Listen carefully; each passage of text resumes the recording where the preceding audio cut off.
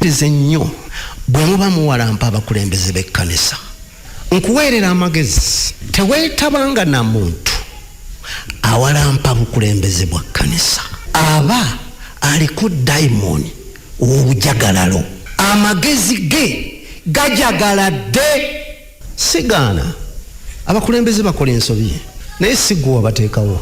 Nannyini bo eyabateekawo amanyi kye bakola. Bwe mulimu gukola kutya kubeera muwulize kye bakola. Katonda yasinga gwe okukiraba nga yamukutteko engalo okumunenya, toyinza kukyagala. Olw'ekyo tewessa mu kkubo lya devu. Dawudi yayogera bw'ati ebigambo bino ng'atuuse ku Sawulo, agalamidde wansi. Sawulo amunoonya, ayagala kumutta. Dawudi n'addukira mu nsiko, ne Sawulo n'agenda ng'amugoberera. Naye ku olwo mu mpuku Sawulo mwe yali yeebase, Dawudi n'atuuka ne basajja be.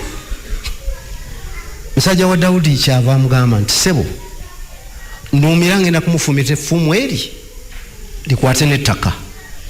Kyava amugamba, siyinza kugolola mukono ku muntu Katonda gwe yafukako amafuta.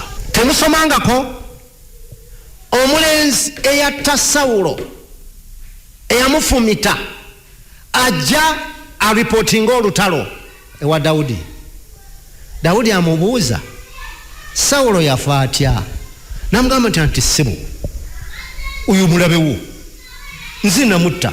Namutunuulira bw'ati, n'agamba nti gwe ogolodde omukono ku muntu Katonda gwe yafukako amafuta? Nawe bagende bakutte. Yali alowooza nti Dawudi agenda kumuwa ccepe kubanga amuttidde omulabe we. Dawudi n'amala ekiseera kungubagira Sawulo.